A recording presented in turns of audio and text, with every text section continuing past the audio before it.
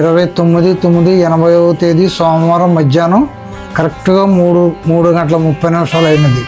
అప్పటి నుంచి మేము నిత్య పూజలు చేయించుకుంటూ అమ్మవారికి ఎవరైతే వచ్చిన విధంగా పూజలు చేయించుకుంటూ ప్రతి ఉగాది సంవత్సరానికి అమ్మవారికి దోపదీప నైవేద్యాలతో మహాపూజలు జరిపించి అమ్మవారి జాతర ఉత్సవాలు ఘనంగా చేసుకుంటూ అమ్మవారి గుడి సన్నిధిలో అన్నప్రసాదాలు వితరణ చేస్తూ అప్పటి నుంచి మేము అమ్మవారి సేవలో ఇలా కష్టపడి అమ్మవారి గురించి మేము అందరికీ తెలియజేసుకుంటూ ముందుకు సాగుతున్నాం. జయ దుర్గమ్మ.